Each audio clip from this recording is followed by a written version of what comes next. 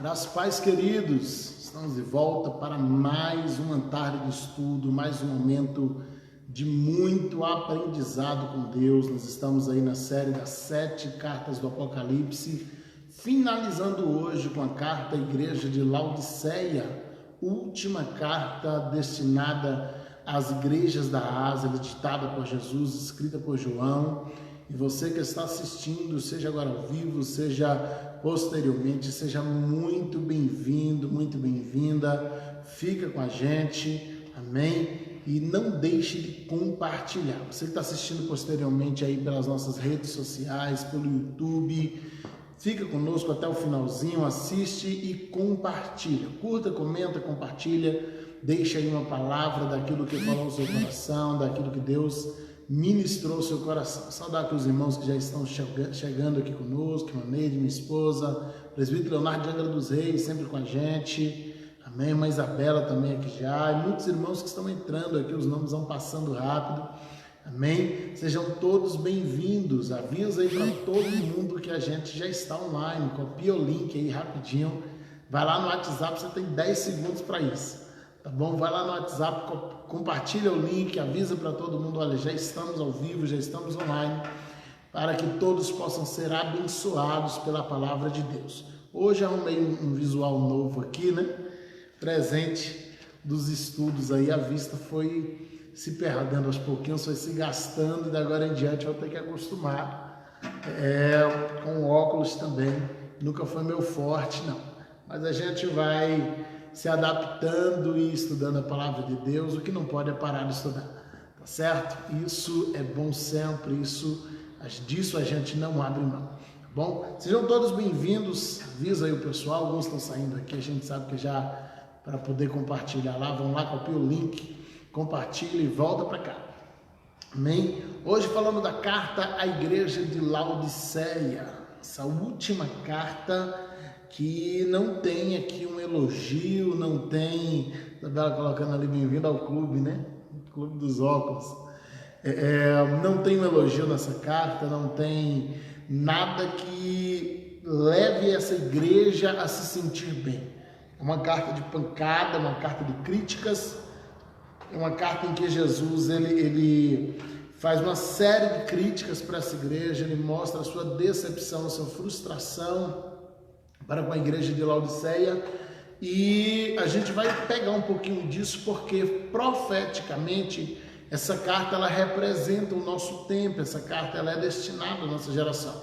O que a gente mais teve o cuidado de fazer ao longo dessas 7 semanas foi mostrar que essas cartas, além de proféticas, elas eram cartas históricas, cartas locais, e que eram destinadas para uma igreja real, existente naqueles dias, e que estava vivendo aqueles problemas que Jesus estava descrevendo na carta. Então, nós vamos seguir na mesma linha, nós vamos falar um pouquinho sobre a igreja que estava na cidade de Laodiceia, e depois falarmos um pouquinho também do parâmetro profético dessa carta, do teor profético dessa carta, aonde é destinado para todas as igrejas, e especialmente para essa última geração que antecede a volta do Senhor Jesus. Vamos ler a carta então que ela diz, está em Apocalipse capítulo 3, versículos do 14 ao 22, Apocalipse capítulo 3, versículos do 14 ao 22.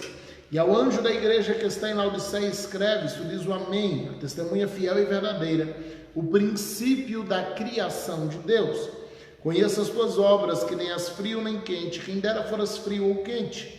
Assim porque és morno, e não és frio nem quente, vomitar-te-ei da minha boca. Como dizes, rico sou e estou enriquecido, e de nada tenho falta, não sabes que és um desgraçado, miserável e pobre, e cego e nu. Aconselho-te que de mim compres ouro provado no fogo, para que te enriqueças, e roupas brancas para que te vistas, e não apareça a vergonha da tua nudez, e que unja os teus olhos com colírio para que vejas. Versículo 19. Eu repreendo e castigo a todos quanto amo. Sê, pois, zeloso e arrepende-te.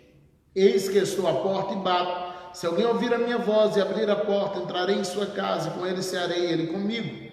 E ao que vencer, lhe concederei que se assente comigo no meu trono, assim como eu venci e me assentei com meu Pai no seu trono. Quem tem ouvidos, ouça o que o Espírito diz às igrejas.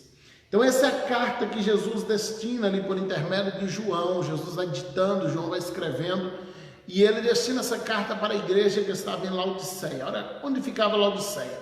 Laodiceia foi fundada no século 3 a.C. por um rei chamado Antíoco. E ele funda e coloca o nome dessa cidade de Laodiceia em homenagem à sua esposa, que se chamava Laodice. É um caso muito parecido com Filadélfia, em que um rei coloca o nome da cidade para homenagear seu irmão, e nesse caso aqui uma homenagem à esposa. E era uma cidade muito rica, era uma cidade bancária, onde se ajuntava ali o ouro da Ásia, estava guardado nos bancos de Filadélfia. Era uma cidade com criação de ovelhas, havia uma criação especial ali de ovelhas negras, porque havia fábricas de roupas de lã, especialmente da cor preta, em Laodiceia, que era famosa em toda a Ásia. As pessoas iam de longe para comprar aquelas roupas de lã, de cor preta, que não tinha dessa mesma qualidade, com aquela mesma perfeição em outras cidades como tinha em Laodiceia.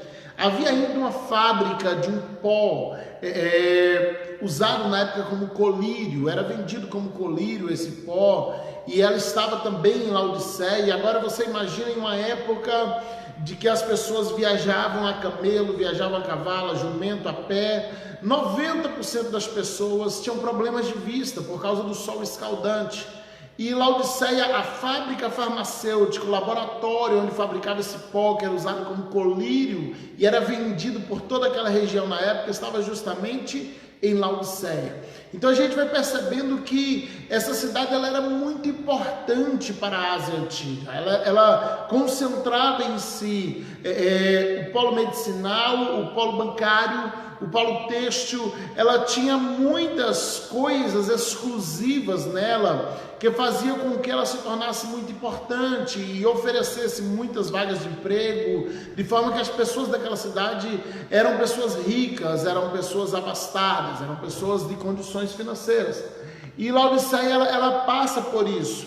Porém, Laodiceia ela tinha um problema. Ela era uma cidade que não tinha a altitude dela não permitia que ela tivesse rios, que ela tivesse lagos. Laodiceia talvez fosse como Vitória da Conquista. Nós estamos aqui a cerca de 967 metros de altitude acima do mar. Então a gente é uma cidade aqui em Conquista, onde eu moro, que a gente depende das cidades vizinhas para nos abastecer de água, porque nós estamos numa altura, nós somos um planalto. E Laodiceia ela enfrentava isso também, só que naquela época não tinha a tecnologia de hoje. Então, para poder resolver aquela situação, eles construíram um arqueduto de pedra, um encanamento de pedra em que eles bombeavam a água, eles faziam com que a água corresse por ali para chegar em Laodiceia.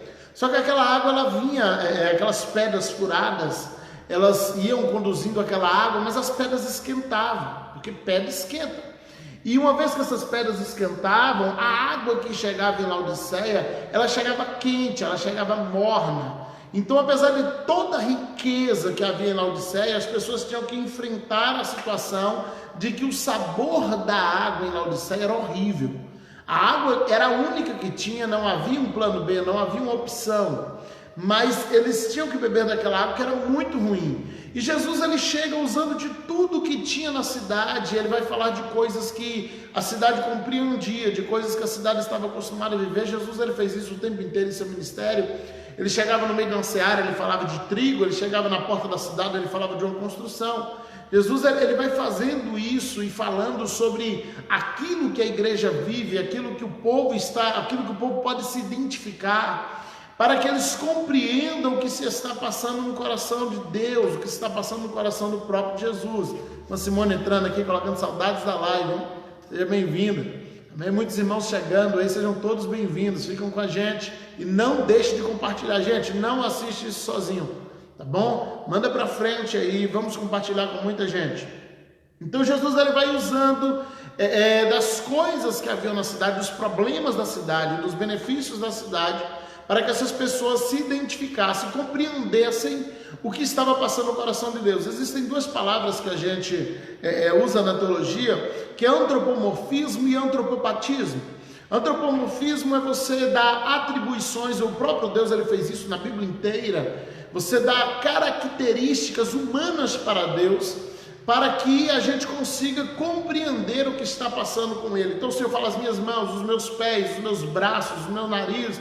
Aqui na própria carta nós vamos ler o Senhor dizendo, olha, eu estou enojado de vocês, eu tenho ânsias de vômito.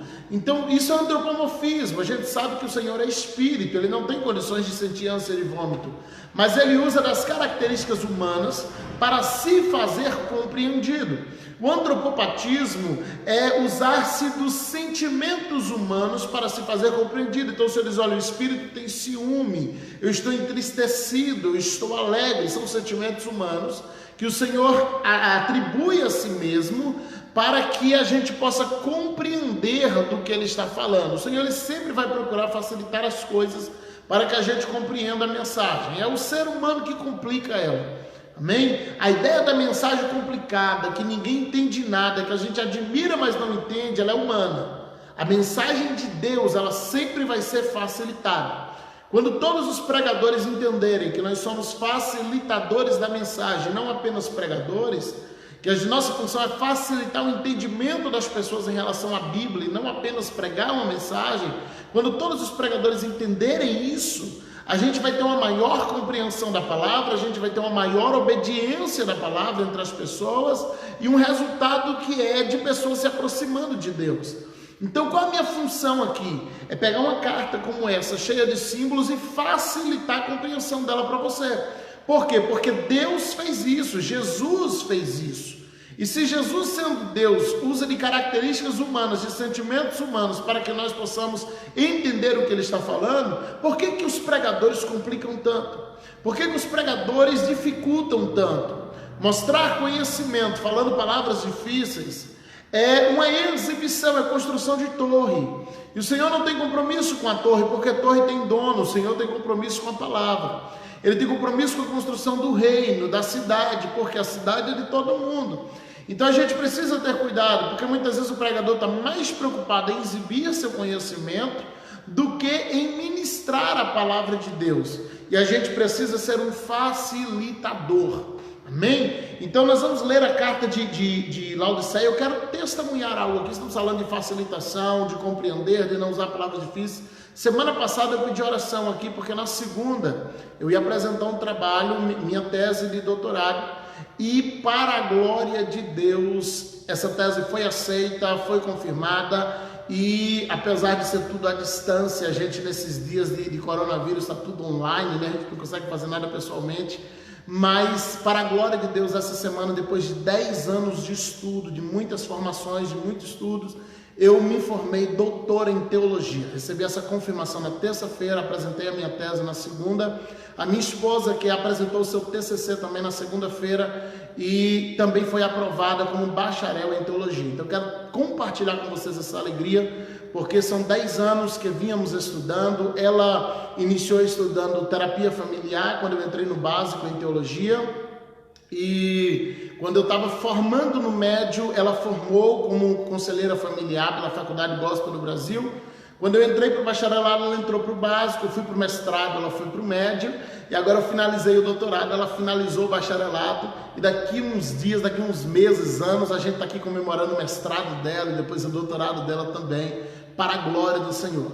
Amém? Mas pode ficar tranquilo que a linguagem vai continuar a mesma. A mentalidade que somos facilitadores da palavra, ela vai continuar. O grego hebraico é para compreensão.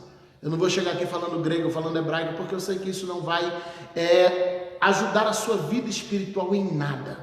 Vai criar uma exibição, vai criar um fã-clube de admiradores, mas não vai te edificar. Então, continuo pensando do mesmo jeito. O diploma é de doutor, até domingo era de mestre, mas a linguagem é de facilitador da palavra de Deus. Amém? A Simone colocando em glória a Deus, pastor, o Senhor tem lhe honrado. Amém, obrigado. Eu estou muito feliz por mim, feliz por minha esposa, que eu sei o quanto ela batalhou aí também para apresentar esse TCC, e a gente vem aí nessa sequência de 10 anos estudando, juntos, né? Desde que casamos, temos 11 anos de casado, agora com 1 ano de casado, a gente mergulhou nos estudos, estamos até hoje aí estudando para a glória de Deus, e quando acabar tudo eu volto para o começo, eu volto lá para o básico, entrando, Daniele Santos, né? Parabéns, filha, de pronto aqui, ó, te amo, tá? Estou muito orgulhoso de você. Amém? Vamos meditar na carta um pouquinho aqui. Obrigado a todo mundo. Eu sei que contei com as orações de vocês, com a torcida aí, né? A gente apresenta essas coisas com a tremedeira, com o coração quase ao ponto de infartar, mas quando vem a confirmação dizendo assim, está tudo ok, foi aprovado de primeira. Glória a Deus por isso. O Senhor é digno de toda honra, toda glória e todo louvor. Apocalipse 3,14. Amém? Obrigado, presbítero. Deus abençoe. E ao anjo da igreja que está em Laodiceia escreve, tu diz o amém, a testemunha fiel e verdadeira, o princípio da criação de Deus. Amém, meu Fábio colocando também, Deus é bom, amém, com certeza, o tempo todo. E quando chegar os diplomas, eu faço questão de trazer aqui para vocês e a gente apresentar aqui também para poder desfrutar junto nesse momento. Amém?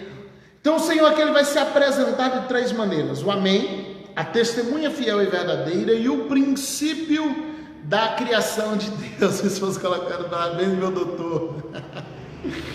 Aleluia.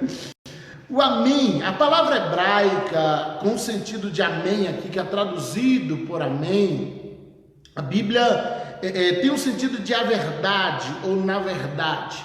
O amém ele foi transliterado, ele chega para nós com o sentido de assim seja, ou de finalização, ou seja, está finalizado, vai se cumprir exatamente assim. Quando Jesus ele se apresenta primeiro como amém, ele está se apresentando no sentido hebraico como a verdade, e ele se apresenta no sentido latino, que é aquele que chegaria para nós a partir do grego, como esse sentido de finalização, de assim seja, daquele que dá a última palavra. Então a gente tem uma igreja que está criando suas próprias doutrinas, e Jesus ele vai se apresentar primeiro como a verdade e como aquele que dá a última palavra. O que ele está dizendo é, o que eu vou colocar aqui é imutável. Não adianta vocês criarem uma doutrina nova, porque isso aqui é verdade. A segunda característica que Jesus se dá, ele dá a si mesmo, é que ele é uma testemunha fiel e verdadeira. Primeiro ele aplica a veracidade daquilo que ele fala. Ele diz, eu sou o amém, eu sou a própria verdade. Segundo, ele diz que ele é uma testemunha fiel e verdadeira, ou seja, aquele que não mente, aquele que conhece inteiramente tudo.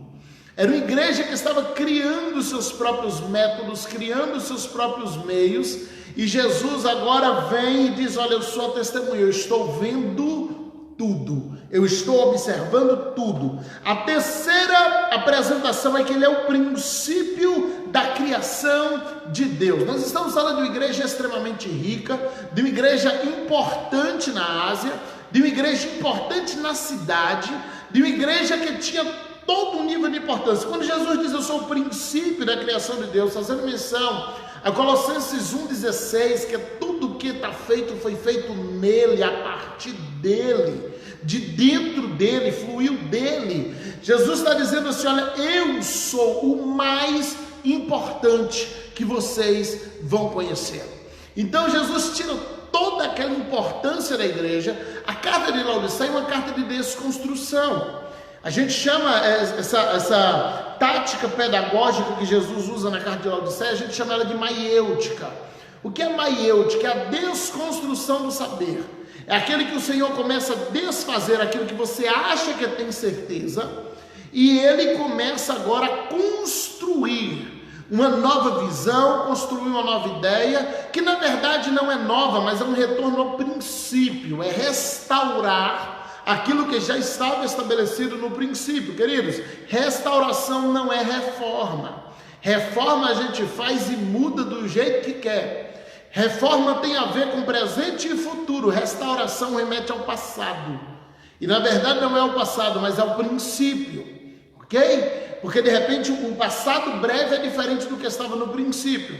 A restauração, ela sempre vai remeter ao princípio, ela sempre vai fazer como era no princípio. É por isso que a Bíblia, o Senhor não está preocupado em fazer reforma, ele está preocupado em fazer restauração.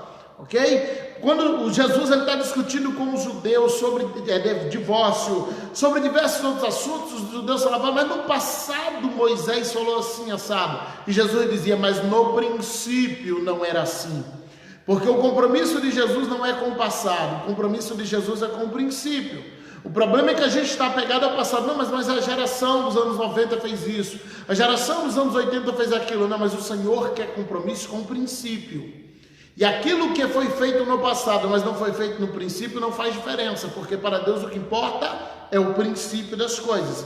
Então ele diz: eu sou o princípio da criação de tudo. E ele vai selar, na sua apresentação, Jesus já desconstrói todas as táticas doutrinárias erradas da igreja de Laodiceia. Mas ele continua, versículos 15 e 16: conheço as tuas obras, que nem és frio nem quente. Quem dera foras frio ou quente, assim porque és morno, e não és frio nem quente, vomitar-te-ei da minha boca.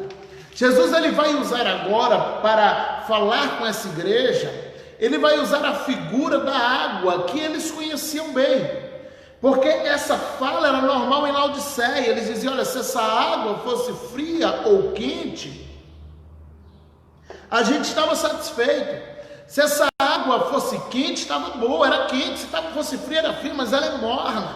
Então o que Jesus está falando aqui, mas a Isabela está colocando aqui, só fazer uma pausa: quando se restaura uma obra de arte de um famoso, a restauração só tem êxito quando fica igual ao original. É exatamente isso.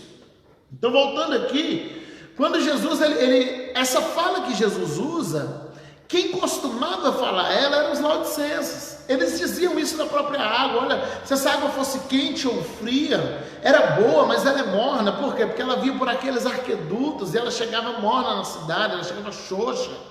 E Jesus agora pega aquilo que mais incomodava eles, e Jesus, ele está dizendo exatamente isso: vocês é igual a essa água, vocês são mornos, e a ânsia de vômito que você sente da água da sua cidade, eu sinto de vocês.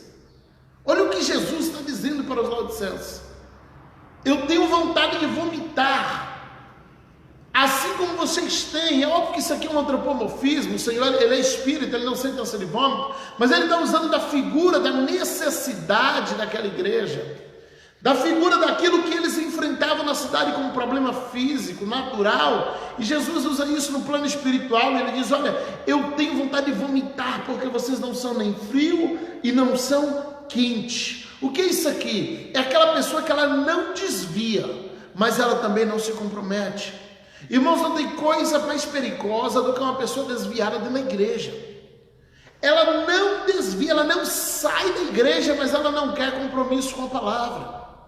Ela está na igreja, ela insiste em estar na igreja. Não, eu não saio daqui, Deus está comigo, eu estou com Deus. Ela usa todos aqueles jargões naturais, mas ela não fica ali. Quando a gente vê escândalos, como que está agora nesse momento repercutindo a nível nacional, o caso lá da pastora, da Flor de Lis, e tudo isso que está repercutindo em jornais aí, eu não vou dar ibope para isso aqui.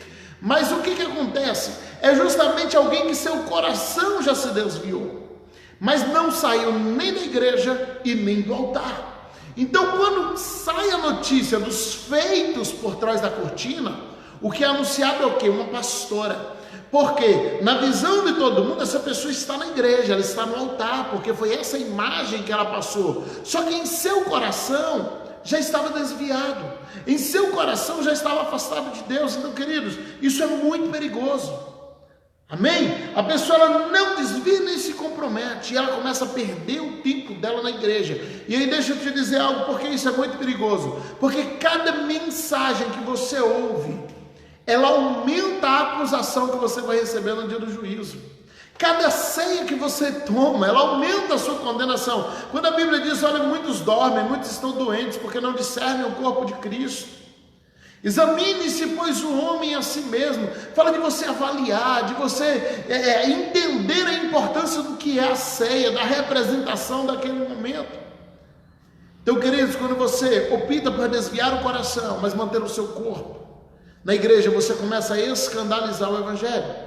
Jesus, ele fala com Pedro dizendo: olha, você teve uma grande revelação, não foi carne nem sangue, mas o Pai te revelou que eu sou o Cristo, o Filho do Deus vivo. Amém. Na sequência, Pedro diz: Jesus, eu não vou te deixar ir para a cruz, eu vou te impedir, eu vou contigo, eu vou fazer aquilo outro. E Jesus fala: para trás de mim, Satanás, porque você me serve de pedra de tropeço. Agora deixa eu te dizer uma coisa, já vou responder aqui a pergunta do presbítero Moacir. Deixa eu só finalizar aqui a linha de pensamento. Jesus, ele chama Pedro naquele momento de pedra de tropeço, mas Pedro acabou de receber uma grande revelação.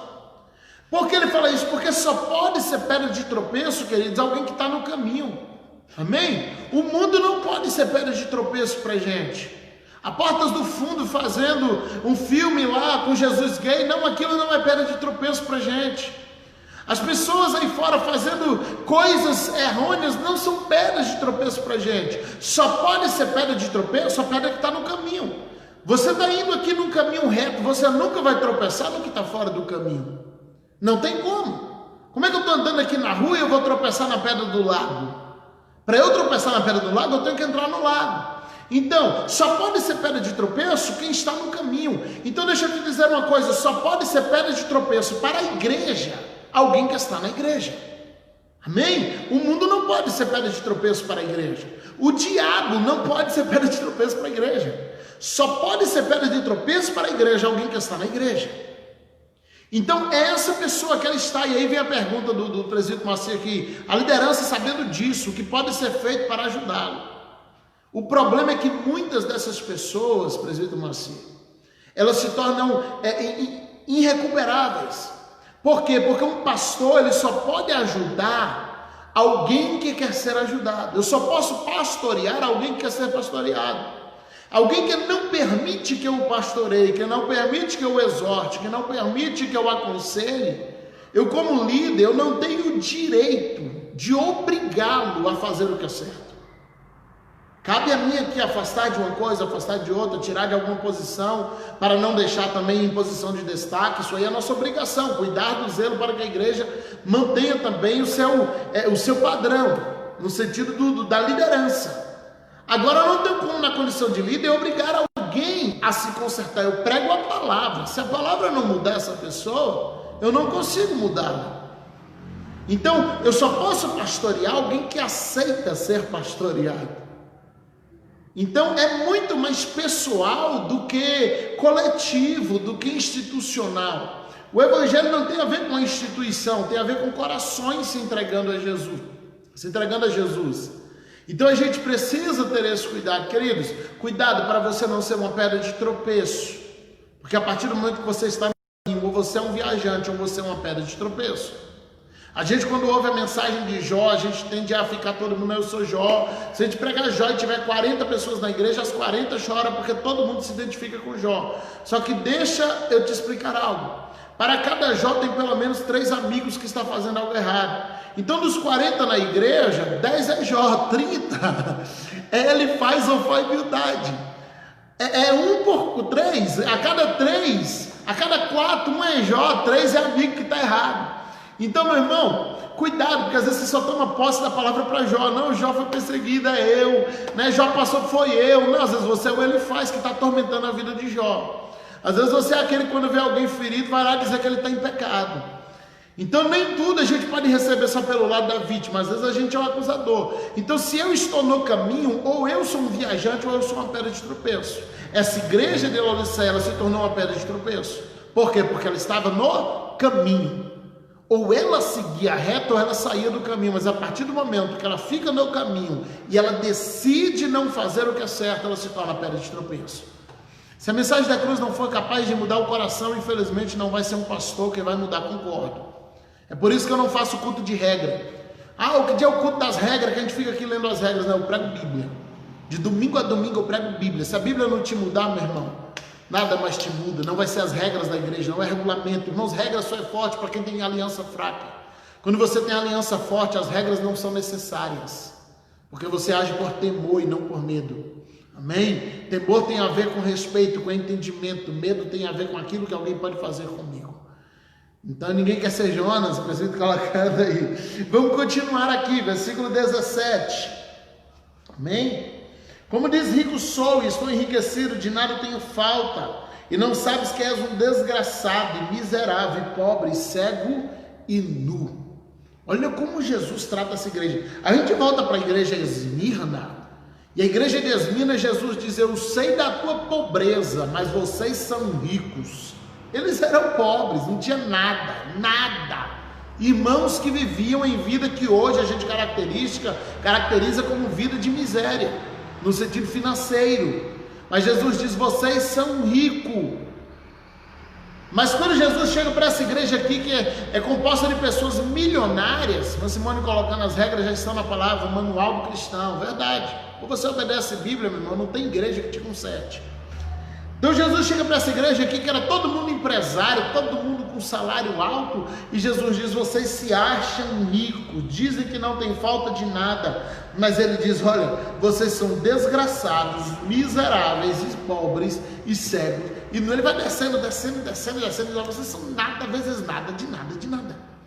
Ele acaba com a reputação da igreja, porque era uma igreja que se sentia a partir do que ela tinha. Agora deixa eu soltar outra chave para você aqui, queridos. O que você tem não pode ser mais importante do que o que você é, e nunca vai ser.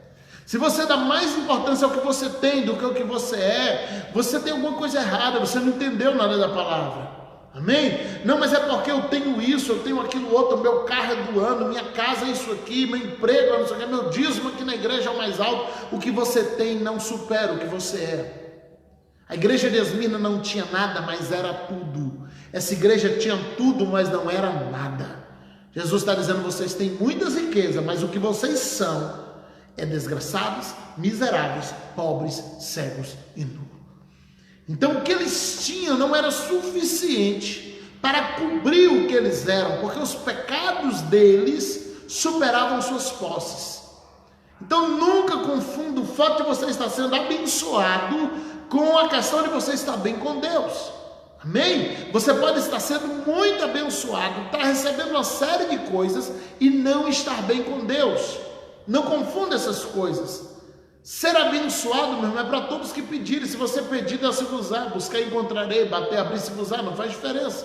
O Senhor dá se você pedir. Agora, você ser cristão não tem a ver com posses, não tem a ver nem com as bênçãos.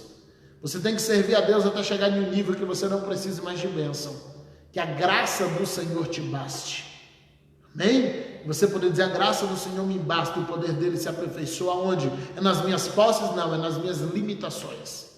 Minha esposa acabou de colocar aqui minha página do Face e do YouTube, tá bom? Entra lá, PR Geisiel Santos, no Face, no YouTube e no Instagram. Entra aí, curte os três, se inscreve nos três, segue a gente, PR.Geisiel Santos, e acompanha lá, que tem muitas ministrações, muita coisa boa para abençoar a sua vida. Amém? Então, queridos, essa igreja tinha tudo, mas ela não era nada. Então não confunda o que você tem com o que você é. O que você tem não supera o que você é. O povo visualiza o material e não o espiritual. Não é errado você ter. Entenda isso, não é errado você ter. A teologia da miséria, nós falamos aqui, temos uma live lá atrás falando sobre o espírito de miséria, há uns 2 meses atrás. Amém? A teologia da miséria, não, crente verdadeiro é crente pobre que passa fome. Não, isso não é bíblico. Jesus teve diversos amigos ricos que ofertavam o seu ministério. Lázaro era um deles. Ok? Então não tem problema você ter alguma coisa. O problema é você achar que por causa disso você não precisa mais do espiritual. Então uma coisa não preenche a outra. Certo? Uma coisa não substitui a outra. Não importa se você tem 1 milhão na conta ou se você está passando fome, você precisa se santificar para ir para o céu do mesmo jeito. Não faz diferença. Versículo 18: aconselho-te que de mim compres ouro provado no fogo, para que te enriqueças, e roupas brancas para que te vistas, e não apareça a vergonha da tua nudez, e unja os teus olhos com colírio, para que vejas. Observe que Jesus agora vai tocar em tudo que essa cidade fabricava. Eles tinham um banco, que era o banco da Ásia, estava em Laodiceia, onde estava depositado todo o ouro de todos os ricos da Ásia. O Senhor diz: olha, eu te aconselho que você compre ouro verdadeiro em minha mão. Ele começa a desfazer das posses daquela igreja, dizendo: olha, eu tenho ouro verdadeiro. Isso aí que você tem, o que Jesus está remetendo? Ele não está falando de ouro, aqui de pedra, de ouro, não. Ele está falando lá de trás, quando ele disse: não ajunteis tesouros na terra, onde o ladrão rouba, onde a traça rói, mas ajuntais tesouro no céu, onde nem o ladrão nem a traça pode tocar. Então Jesus agora está dizendo: olha, vocês têm um ouro puro aqui, vocês têm esse ouro aí no banco de vocês, mas eu estou oferecendo para vocês um ouro diferente, que está armazenado em um lugar diferente, que é intocável, que vocês não vão precisar ficar na porta com guardas para proteger, porque esse está guardado no céu. A segunda coisa que Jesus oferece é tecidos de roupas brancas para que eles cubram a sua nudez. Eu comecei falando aqui que a maior fábrica de roupas de lã, especialmente de lã preta naquela cidade, da Ásia, estava na cidade de Laodiceia. Jesus agora diz: olha, eu estou oferecendo roupa para vocês. Alguns vão pegar isso aqui e criar uma doutrina e dizer: não, Jesus não quer que a gente vista preto, tem que ir de roupa branca. Não, não é isso, não tem a ver com isso. Jesus está falando de vocês têm a fábrica de roupa, mas eu estou oferecendo para vocês uma roupa espiritual que vai cobrir a tua nudez espiritual. E no momento que Jesus fala de nudez espiritual, a primeira coisa que o Senhor, que vem à mente é: mas eu estou bem. Porque quem vive em um estado de frieza espiritual normalmente não reconhece sua frieza. Deixa eu ver a pergunta. Ele está falando de nós, salvação. Formula a pergunta aí que eu não consegui entender. Então, sim, se estiver falando de galardão, sim, se for relacionado ao ouro que eu falei agora há pouco, se ele está falando dos galardões que estão aguardando a igreja para nós chegarmos no céu, certo? O grande tribunal de Cristo. Então tem a ver com salvação, mas especificamente ali galardão. Então Jesus agora ele vai falar: olha, eu aconselho que vocês comprem roupa em minha mão para que cubra a sua nudez. Aí alguém diz: mas eu estou bem, Senhor, eu não estou nu. Eu estou bem espiritualmente, eu estou bem fisicamente. Aí Jesus oferece o último produto. Qual era a terceira fábrica que havia naquela cidade? Era a fábrica de colírio. E Jesus fala: eu te apresento colírio, que vocês comprem de mim colírio, para vocês ungirem os seus olhos para verem. Por que você está se sentindo bem? Porque a tua visão espiritual está comprometida. Porque você acha que está bem? Porque a tua visão espiritual foi comprometida. Meu irmão, isso aqui é um risco. Crente com visão espiritual comprometida, ele sempre vai achar que está tudo bem. E o problema de achar que está tudo bem é que quando você acha que está tudo bem, você não tem motivo para mudar, você não tem motivo para desejar a mudança, porque você pensa que está bem. Só que pensar que está bem, o que Jesus fala para a igreja de Sardes? Vocês têm nome de que vive, mas estáis mortos. Era uma igreja que pensava que estava bem, mas estava morta. Então, queridos, você precisa do colírio. Eu preciso do colírio espiritual. Para quê? Para ver. Ah, mas Deus, a gente fabrica colírio aqui. Você fabrica colírio para os olhos físicos. Vocês resolvem com colírio, com óculos, né? O problema no olho físico, mas eu estou oferecendo algo para a sua visão espiritual, algo que vai clarear a tua visão espiritual e vai te fazer ver os seus próprios pecados. Não é ver o problema do outro, não, é para ver a tua nudez. Quanto mais você entra diante de Deus, mais você enxerga a si mesmo. Antes de entrar diante de Deus, a gente enxerga o pecado de todo mundo. E hoje, geraçãozinha que acha que tem a ordenança de consertar o resto do povo.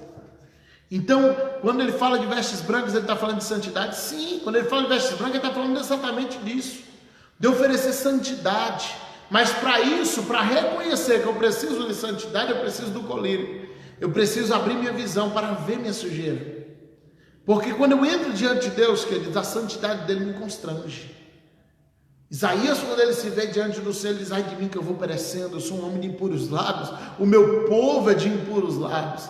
Daniel desmaiou, Ezequiel caiu como morto. Todos que chegaram diante de Deus e viram a sua glória apagaram, caíram sobre si. Eles diziam: eu vou morrer porque um homem pecador está vendo o Senhor. Queridos, não dá para entrar diante de Deus e achar que a gente está bem. Antes de estar na sala do trono, você enxerga o pecado de todo mundo. Quando você chega em um certo nível espiritual, você só enxerga o seu. A partir de um certo nível espiritual, o pecado do meu irmão já não me incomoda, é o meu pecado. É o meu erro, é a minha iniquidade.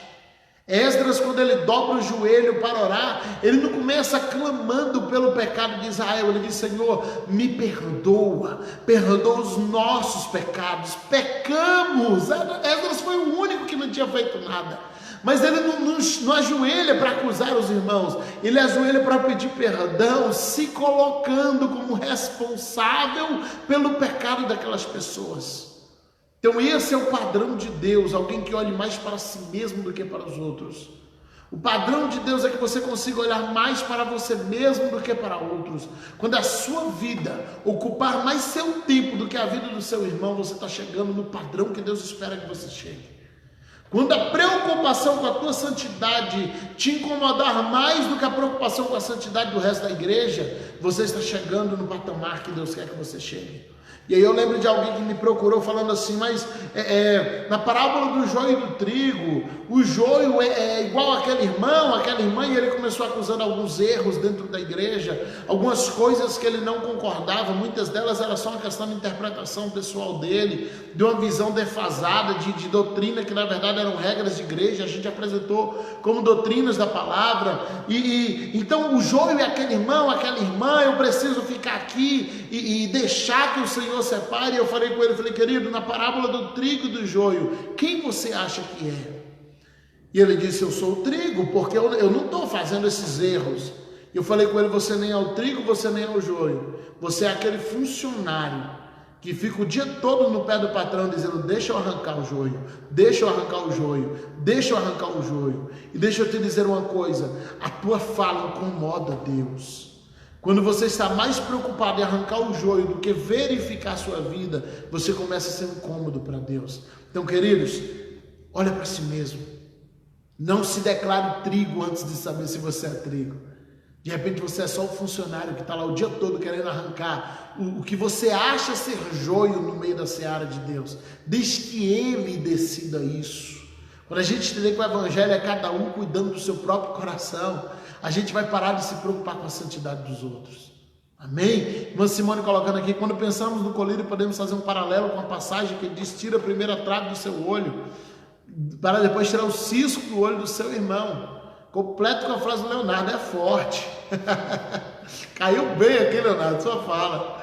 A gente tirando primeiro a trave do nosso olho, queridos, é você e Deus, é eu e Deus. Eu não estou aqui para consertar e PRG vencer, não. Eu estou aqui para me consertar e ser exemplo para eles.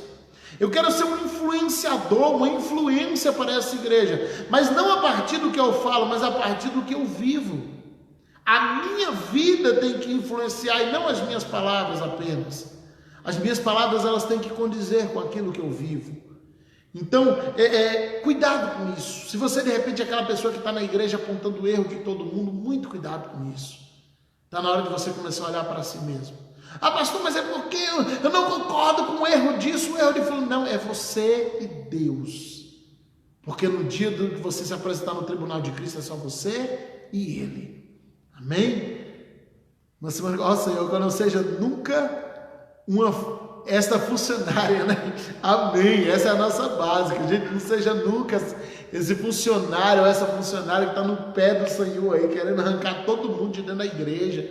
Não, tem que sair, tem que tirar o que usa de engano, o que usa daquilo, e às vezes é só umas ideias suas, às vezes aquela pessoa que você acha que é a pecadora da igreja, tem um coração mais puro do que o seu. Então cuidado com isso. Vai ter muita surpresa naquele dia. Muita gente que se acha santo e vai chegar diante do Senhor, olha, eu profetizei, eu operei milagres, maravilhas para o seu demônio, o Senhor diz, eu não te conheço. Vai ter muita gente que recebeu só 2 talentinhos e vai chegar diante de Deus e apresentar mais 2, e dizer, ó, eu só consegui isso aqui, o Senhor vai dizer, entra para o gozo do teu Senhor. Possuir por herança o reino que te foi prometido desde a fundação do mundo. Olha que palavra linda.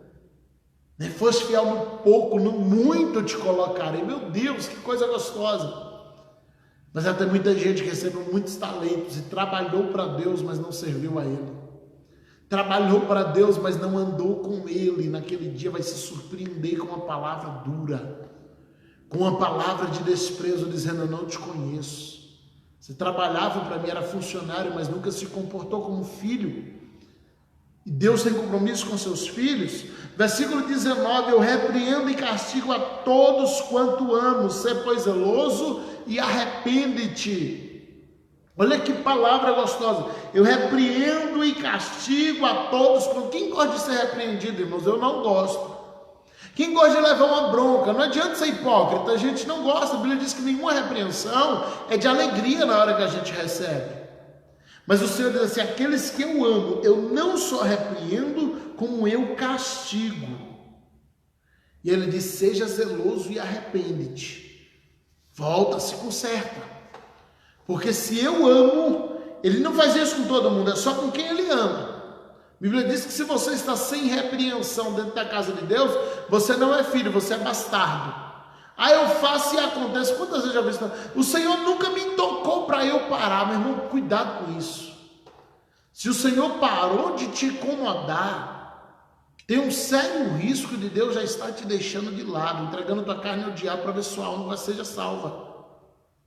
Então não fica filhando, mas porque o Senhor nunca me incomodou. Estão dizendo que eu estou errado, mas isso aqui, o Senhor, meu coração, o Senhor não falou nada. Cuidado com isso. A Bíblia diz: você está sem repreensão, tu está deixando de ser filho, está começando a virar um bastardo, um servo, um escravo. Mora na casa do Senhor, mas não é filho. Porque se for filho, toda vez que você erra um pouquinho, o pai vai dar aquela cobrada, daquele beliscão, desculpa. Daquele beliscão, né, de pai, aquela puxada, diz assim: ei, volta aqui, conserta, porque ele te ama. E ele vai te corrigir sempre porque ele te ama, ele vai te corrigir porque ele quer ver você bem na casa dele, ele quer ver você pronto para herdar o que ele tem para você. Aleluia. Versículo 20.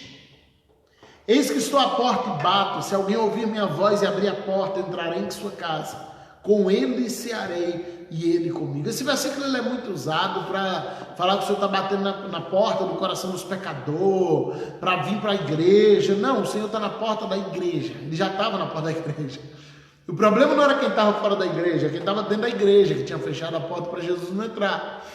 Quem fechou a porta para Jesus não entrar não foi o mundo, foi a igreja. Lembra do que eu falei na instante? Só pode ser pedra de tropeço quem está no caminho.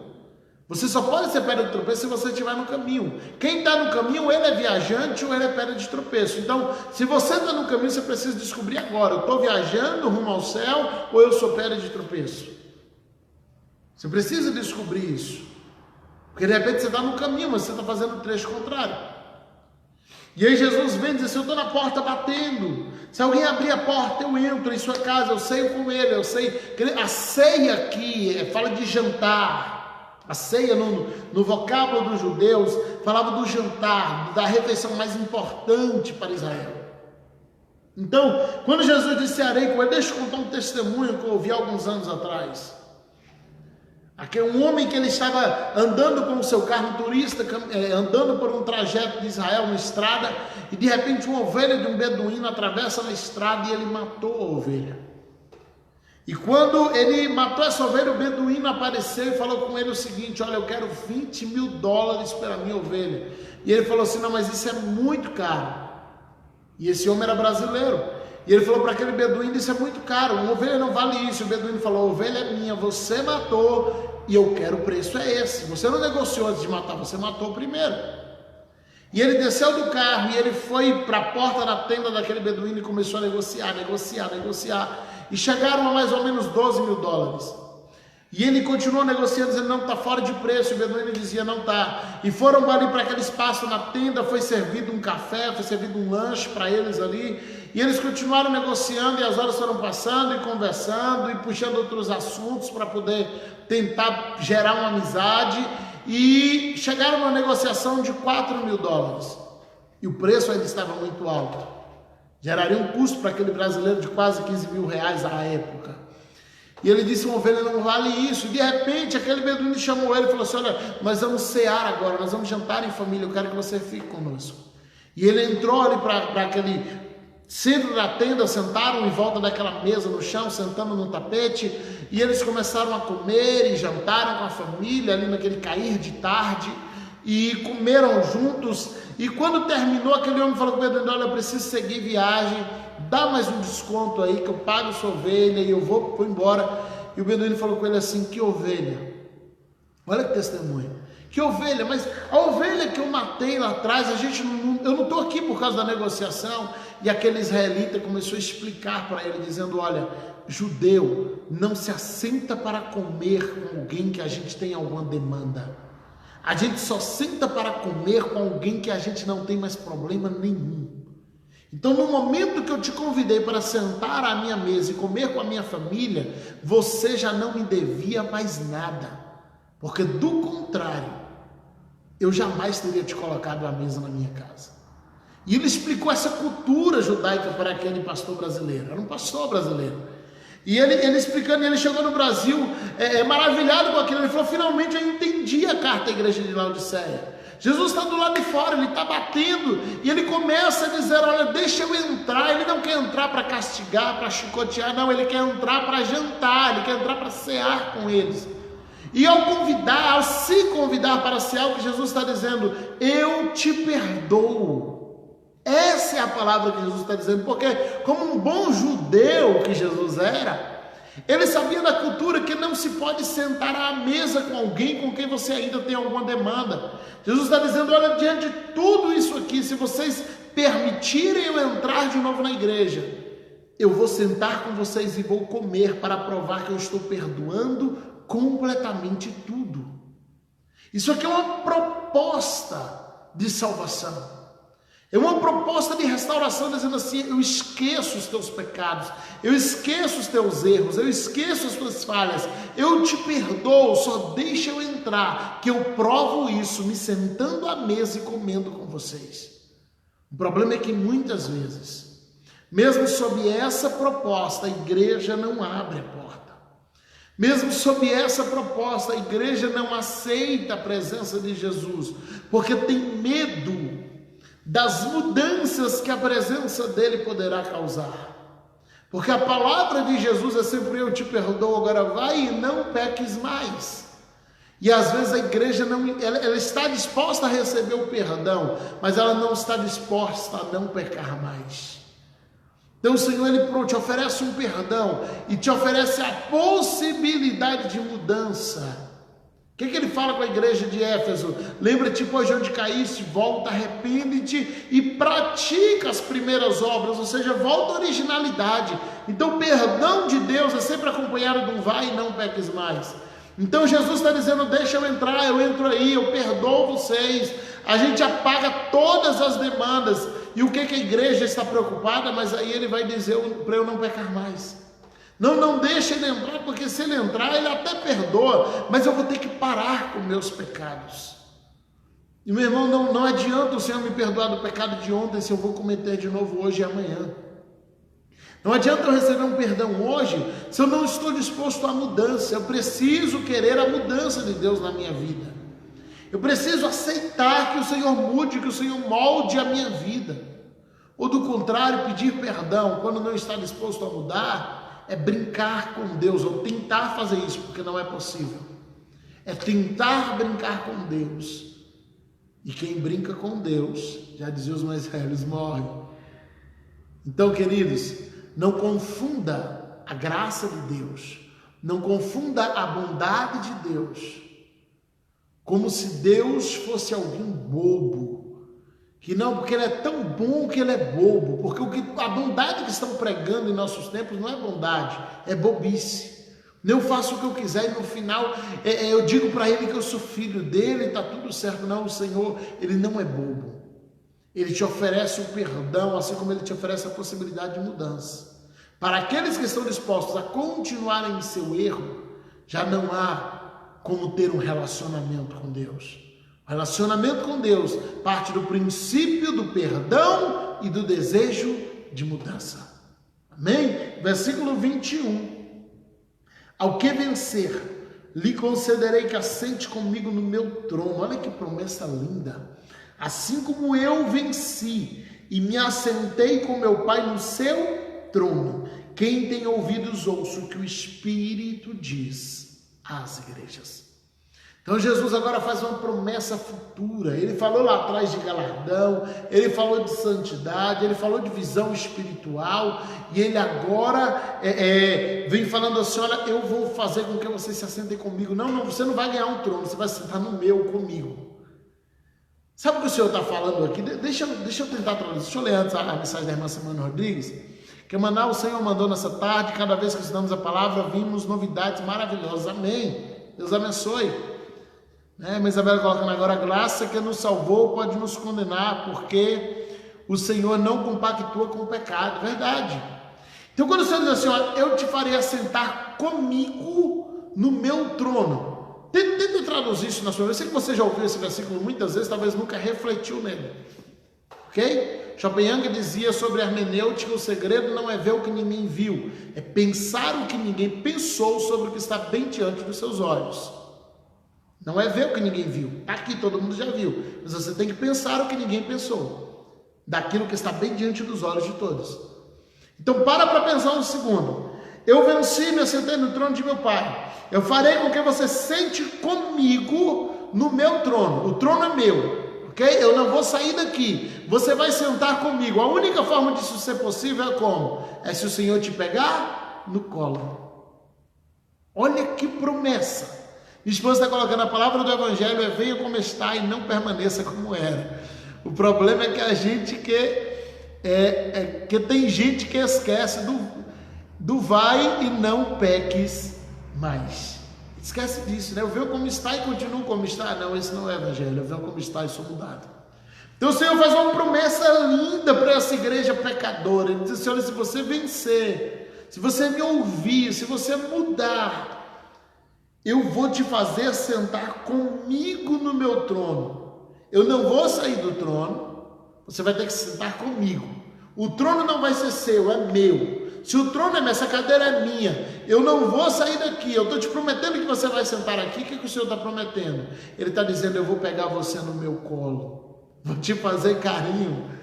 Meu Deus, mas eu quero colocando aba, não tem lugar melhor que estar no colo dele. Essa promessa, ela é linda, ela é grandiosa. O Senhor está dizendo: eu vou te pegar no colo, assim como eu sentei com meu Pai no trono dele, eu vou te colocar no meu trono. Ele está fazendo a promessa de te pegar e te botar lá junto com ele, você bater um papo, sentar no colo do Pai, no colo do Abba. Né? Já estou esperando o próximo sábado para aprender mais da palavra do Senhor Leonardo aqui de Angra dos Reis. É bênção, meu querido. Obrigado por sua companhia aqui. Então, queridos, eu vou encerrar com essa promessa. Sabe, o Senhor está dizendo assim: se você vencer, se você mudar, se você aceitar ser transformado por Deus, se você aceitar que Deus te pegue, te molde, te mude, te transforme, eu vou te pegar no meu colo, se sentar com você no meu trono, a gente vai bater um papo, vai conversar com o Pai e Filho, e a gente vai colocar os papos em dias. É tudo isso que está implícito aqui. Não está explícito, mas está implícito, quando o Senhor ele faz essa promessa linda. Então não perca essa oportunidade, não troque isso por pecados, não troque isso por erros, não troque isso por minutos de prazer, não compensa, não vale a pena. Minha esposa acabou de colocar aqui minhas duas páginas do Facebook e do YouTube, PR Geisel Santos. Entra lá, curte. O Facebook é essa que eu estou transmitindo, só você já entrar e já curtir, tá bom? Clica no link aí, vai lá no YouTube direto e se inscreve no canal, ativa o sininho lá. Tem muita gente que ainda não mais 30 minutos, pastor, deixa Deus te usar. Não, deixa quieto, estamos encerrando. Meu versículo preferido sempre foi 2 Coríntios 4:18, mas acho que acabei de mudar. Amém. Escreve aí, coloca aí para todo mundo aí 2 Coríntios 4:18. Copia e cola aí rapidinho, enquanto a gente finaliza aqui, só conclui. Sábado que vem eu estou negociando ainda com o pastor Ezequiel para ver se ele volta aqui para fazer uma live com a gente. A última live que ele fez comigo aqui sobre a cruz de Cristo foi maravilhosa, foi, meu Deus, espetacular. E eu quero ver se ele vem sábado que vem. Tinha falado com ele sobre hoje, para a gente fechar essa carta de Laodiceia. Não deu, estou negociando para sábado que vem. E eu vou abrir espaço aqui já nos próximos dias, talvez sábado que vem a gente faça isso, para vocês pedirem temas também. E a gente vai escolher dentre os pedidos. Amém? Irmã Simone colocando que aprendeu muito. Amém? Deus abençoe também a senhora e a sua família. Amém? Então a gente vai escolher. Eu pedi, o pastor nunca fez a live que eu pedi. Não. Eu vou escolher dentre os pedidos alguns temas para a gente poder. Porque de repente chega 10 pedidos aqui, eu não tenho condição de fazer todos. Tá bom? Então a gente vai colocando. Que é o texto assim? Assim fincamos nossos olhos, não no que se vê, mas no que não se vê. Fixamos, né? Pois o que se vê é passageiro, mas o que não se vê é eterno. Versículo lindo, esse aí é de 2 Coríntios 4:18. Ela diz que mudou o texto agora, vai ficar com a carta de Laodiceia. Palavra enriquecedora, irmã Maria Simone, que Deus abençoe. Amém? Queridos, Deixa eu só finalizar aqui para a gente encerrar. Finalizar para encerrar fica uma redundância terrível. Deixa eu concluir para a gente encerrar aqui. E deu quase na mesma também. Deixa eu só concluir. Pronto, ficou mais fácil. Cuidado com a tua vida com Deus. Cuidado para você não estar achando que está tudo bem, quando na verdade você não está. Peça sempre o colírio do Senhor para a sua visão. O salmista ele clama dizendo: expurga-me, ó Deus, mostra-me meus próprios erros, porque eu não consigo enxergá-los. Tem erros que a gente não consegue ver sozinhos. Então esteja sempre aberto para a exortação de Deus, porque isso vai te santificar. Isso vai te manter no padrão espiritual que Deus espera de você. Amém? Cuidado com isso. De repente você pode estar achando que está muito bem e você não está bem. De repente você pode até estar no caminho, mas ao invés de ser um viajante, você está servindo de pedra de tropeço. Quando eu tinha vergonha na cara e corria aqui na pista, já tem 1 ano e pouco que eu parei, né? E o corpo está mostrando bem essa negligência. E a gente corria ali e tinha um canteiro no meio, a corrida completa que dá 1,8 km, a gente dava algumas voltas. E você vai até hoje, ali umas 6 horas da manhã, aqui na beira da BR-116, tem umas 100 pessoas correndo e fazendo esse giro, né? O canteiro completo, vai até de um semáforo a outro. E tem um canteirinho e tem 2 calçadas. As pessoas descem pela calçada da direita e sobem pela calçada da esquerda. Então tem umas 100 pessoas que fazem trajeto de manhã, mas umas 50 que fazem trajeto à tarde. E sem que houvesse nenhuma placa, não há nenhuma placa exigindo isso, mas todo mundo desce pela direita e sobe pela esquerda. É algo que virou um padrão. E eu sempre brincava aqui no púlpito com os irmãos, porque quando a gente estava ali correndo e descia 50, 100 pessoas, descendo distância ali um do outro e vai descendo, e a gente descia para um lado, subia para o outro, sempre tinha aquele grupinho de 1, 2, 3 individuais, geralmente eram pessoas que estavam andando sozinhas, e elas corriam ao contrário. Você tinha uma multidão fazendo caminhada ou correndo em uma direção só, e essas pessoas corriam ao contrário. E elas subiam, se elas dessem 3 voltas e tivesse 50 pessoas fazendo Cooper ali naquele horário, para cada volta era 50 vezes que elas diziam licença, licença, licença, licença, e se ela desse 3 voltas ia para 150 vezes. Elas diziam licença, licença, para onde licença, porque elas corriam ao contrário. Estava todo mundo correndo de um jeito e elas corriam ao contrário.